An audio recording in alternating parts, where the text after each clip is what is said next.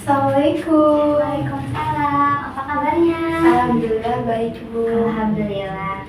Oke ya, di sini Ibu sudah membaca intake inform yang telah Anda kirim kepada saya melalui WhatsApp. Apakah sekarang sudah siap mengikuti sesi konseling bersama Ibu? Siap, Bu. Oke. Terima kasih ya. Di sini terdapat 2 kursi. Boleh Anda untuk memilih kursi mana yang Anda duduki yang membuat Anda lebih nyaman. Di sini. Oke, boleh silakan. Izin duduk, Ibu. Ya. Ini saya juga izin duduk ya. Boleh untuk lebih nyaman lagi atau sudah nyaman? Sudah, Ibu. Oke. Bagaimana posisi saya? Apakah sudah enak? Sudah, Ibu. Baik. Sebelumnya izin untuk memperkenalkan diri ya. Perkenalkan, saya Nadila Rohadatul Ansyi. Di sini saya sebagai guru BK ya, dan mungkin boleh untuk memperkenalkan diri dan menyebutkan nama panggilannya biar lebih nyaman dan lebih akrab juga. Iya, baik, Ibu. Perkenalkan, nama saya Astuti Sri Mulyani. Biasa dipanggil Asti. Ya. Oke. Untuk kedepannya saya panggil Asti ya. Iya. Baik. Sebelumnya Teh Asti, apakah apa saja sih kesibukannya akhir-akhir ini? Baik, Bu. Jadi akhir-akhir ini itu karena saya kelas 12 ya, Bu. Iya. Jadi saya sibuk mencari informasi dan juga banyak tugas ya, Bu. Banyak tugas akhir di sekolah tuh. Jadi ya saya selain sibuk di sekolah, di kelas juga saya sedang mempersiapkan kalau saya itu sekarang itu mau dilanjutkan kemana seperti itu. Iya, jadi lagi menyusun rencana buat karir kedepannya ya, lumayan sibuk ya, tapi Teh Asti tetap semangat kan? Semangat. Bagus banget ya, Teh Asti ini masih semangat. Oke, sebelumnya saya izin bertanya, apakah pernah mengikuti sesi konseling atau belum? Belum pernah, Ibu. Baik. Mungkin di sini Ibu izin menjelaskan ya. Iya. Jadi konseling ini tuh merupakan bantuan gitu ya dari konselor maupun guru BK, dan untuk membahas masalah dan menyelesaikannya secara bersama-sama. Sini saya sebagai fasilitator ya untuk membantu kamu bisa menyelesaikan masalah tersebut dan berkembang secara lebih optimal seperti itu.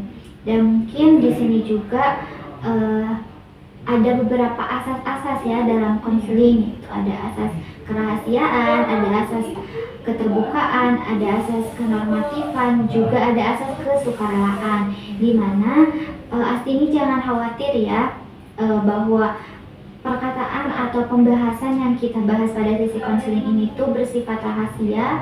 Tidak ada yang boleh mengetahui sesi konseling ini terkecuali atas kesepakatan kita berdua. Lalu ada asas keterbukaan, Teh Asti boleh dengan terbuka ya, jangan ragu-ragu untuk menyampaikan apa sih yang dialami oleh Teh Asti.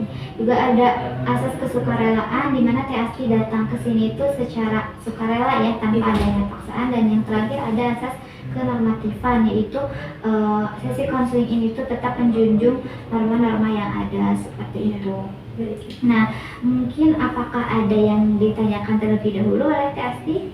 Mungkin izin bertanya ya, Bu, Iya. mengenai durasi sesi konseling ini berapa lama? Baik, izin menjelaskan ya, seperti yang mungkin Teh Asti juga sudah isi ya intake inform yang telah saya kirim sesuai dengan kesepakatan. Kita akan melakukan sesi konseling berlangsung selama 4 sesi, di mana setiap sesinya itu sekitar 30 sampai 60 menit. Apakah Teh Asti sepakat terkait waktunya? Sepakat, Bu. Baik, terima kasih ya Teh Asti. Iya.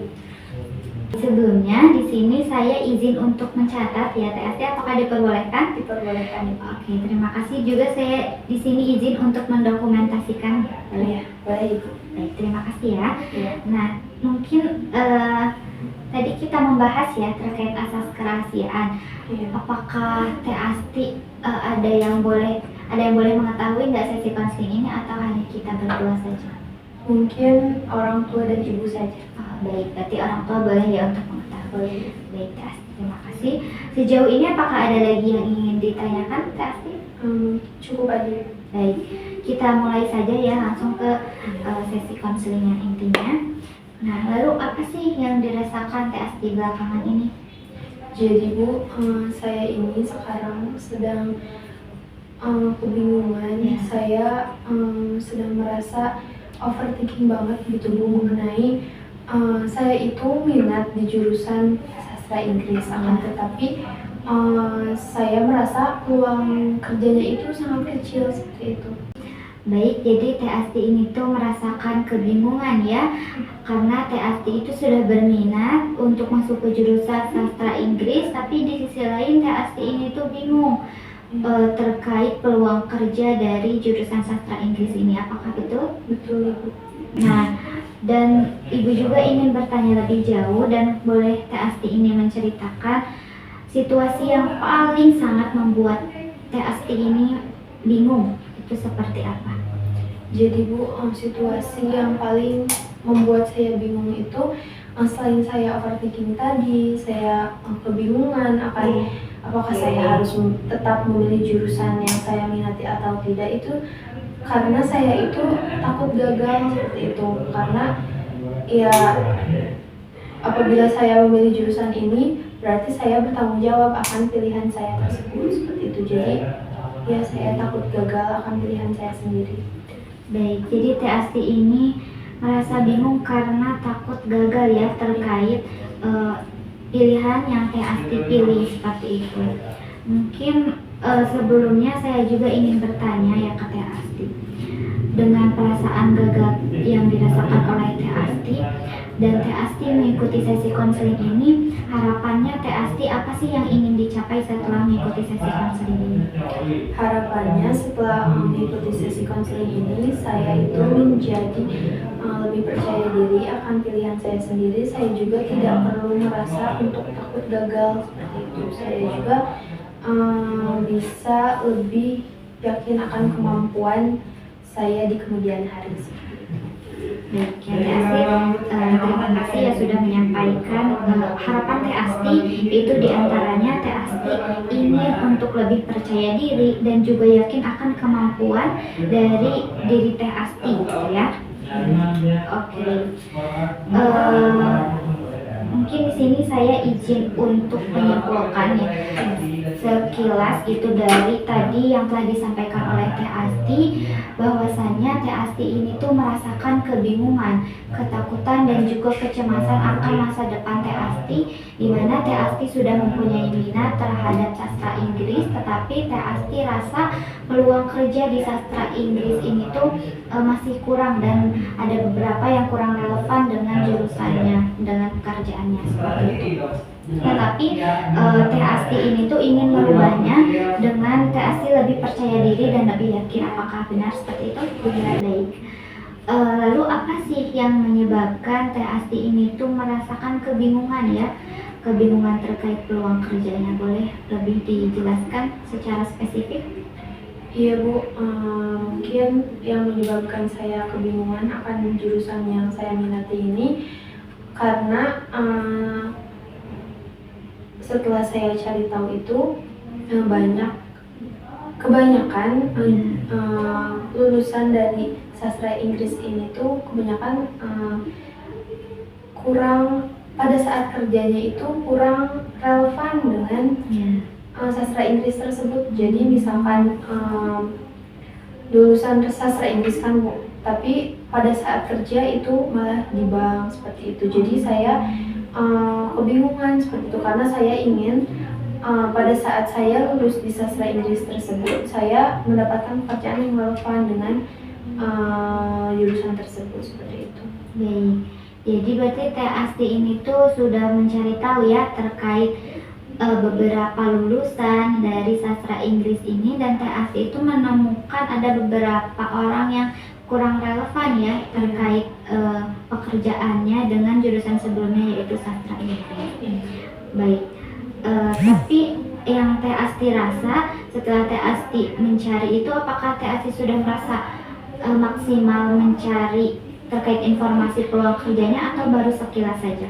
Baru sekilas saja sih Bu. Baik, berarti belum terlalu mendalam ya terkait informasi peluang kerja. Mungkin Ibu boleh memberikan saran, Teh Asti boleh untuk mencari lagi informasi lebih jauh terkait peluang kerja dari sastra Inggris ini. Oke, baik. Lalu saya setelah mengetahui ya apa yang dirasakan oleh Teh Asti, apa sih yang mungkin terlintas dalam pikiran Teh Asti dari perasaan gagal tadi? Yang terlintas pada saat saya itu takut gagal, Bu, saya takut apabila saya tetap memilih jurusan yang saya minati, akan tetapi saya juga merasa jurusan tersebut peluang kerjanya itu kurang, saya takut masa depan saya suram seperti itu. Jadi Teh Asti ini tuh mempunyai keyakinan gitu ya bahwa ketika Teh Asti memilih jurusan sastra Inggris ini tuh sama dengan masa depannya akan kurang jelas dan suram ya, seperti itu. Apa benar? Benar. Baik, lalu apa sih dampak dari perasaan tadi kepada diri Teh Asti yang saat ini? Dampak perasaan akan permasalahan ini itu, Bu, saya jadi merasa saya yang tadinya semangat akan pilihan dan tujuan saya ke depannya itu, saya menjadi tidak semangat lagi. Saya juga yang tadinya rajin belajar bahasa Inggris karena akan masuk ke jurusan tersebut, itu jadi males-malesan, Bu, jadi abai juga terhadap bahasa Inggris.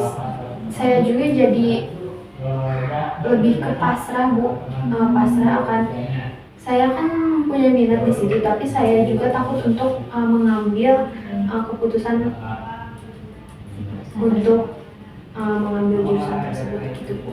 Baik. Jadi dampak keperasaan Teh Asti ini tuh, jadi Teh Asti tuh kurang semangat ya, yang awalnya semangat untuk belajar mata pelajaran bahasa Inggris karena ingin masuk ke jurusan itu, Teh Asti itu menjadi lebih abai dan pasrah gitu ya, karena takut jurusan ini tuh emang tidak berpotensi, seperti itu ya Teh Asti.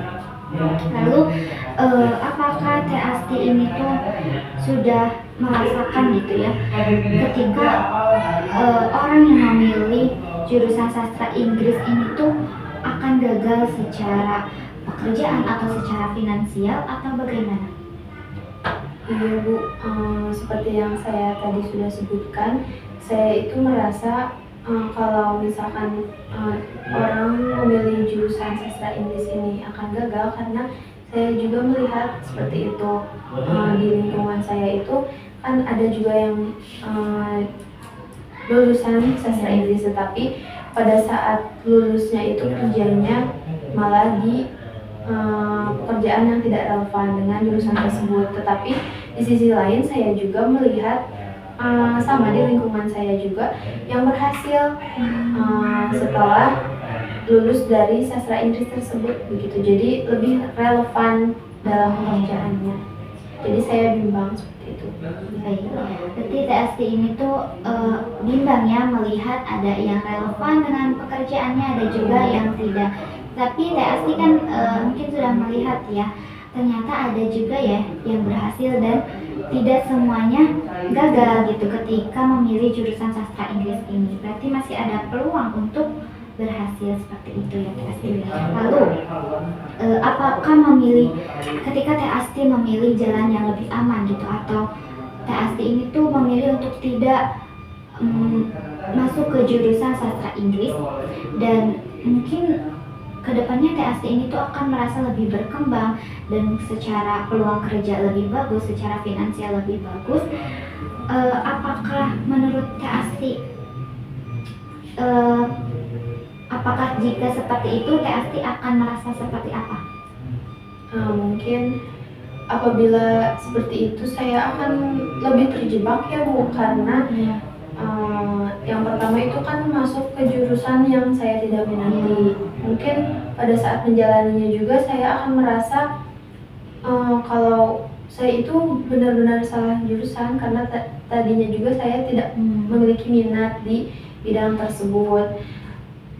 Tetapi apabila saya masuk ke jurusan yang saya minati, mungkin dalam proses belajarnya juga saya lebih tertarik dan juga lebih semangat, seperti itu. Berbeda ketika saya memilih atau masuk ke jurusan yang saya tidak minati.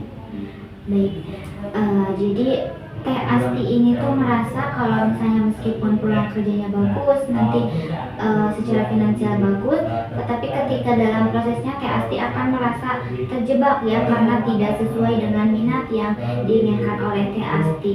Dan lalu apakah lebih realistis gitu ya ketika kamu melihat bahwa kamu tuh bisa menjalani sesuai dengan minat yang kamu inginkan, tetapi dengan perencanaan yang lebih matang? Iya Bu, mungkin itu bisa saya terapkan karena apabila saya masuk ke jurusan yang saya minati, saya juga mungkin lebih semangat, juga lebih bisa berencana untuk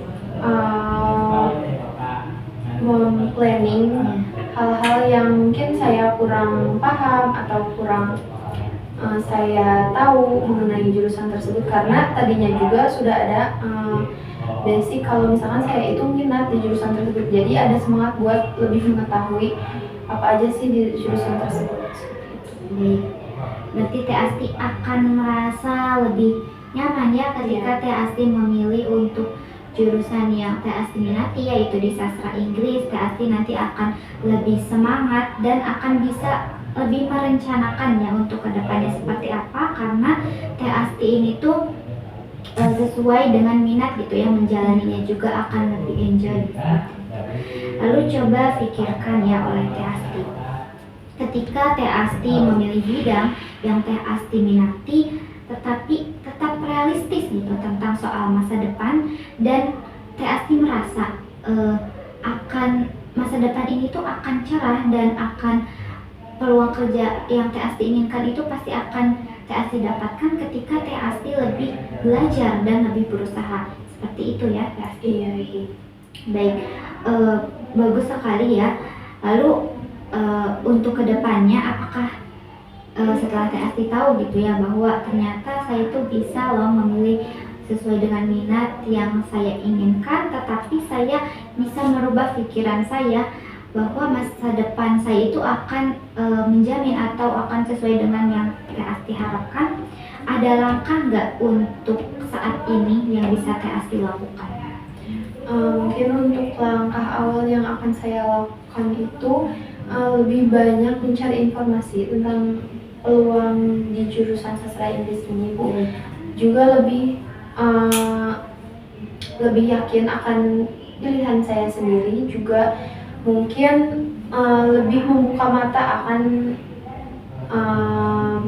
misalkan kan ada yang negatif dan positif. Yang positifnya itu kan banyak yang berhasil juga di jurusan ini.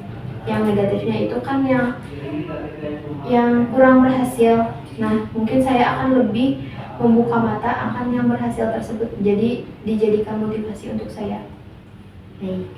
Jadi Teh Asti, langkah yang akan dilakukan adalah lebih mencari informasi, meskipun ada dua ya, tadi ada yang negatif dan positif, tetapi Teh Asti akan fokuskan kepada yang positif agar Teh Asti merasa lebih semangat dan lebih optimis ya untuk karir yang nanti Teh Asti pilih seperti itu. Baik.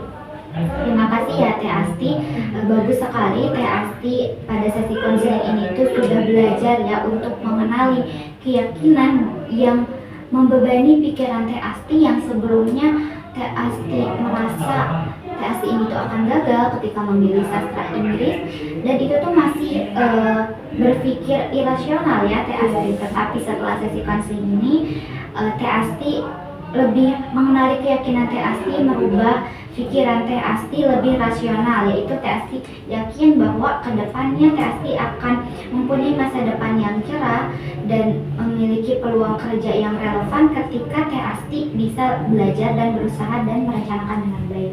Seperti itu apakah Teh Asti? Iya, benar gitu. Terima kasih ya Teh Asti, bagus sekali ya Teh Asti selama sesi konseling ini Teh Asti sudah memahami dan bisa membedakan pikiran yang irasional dan rasional seperti itu.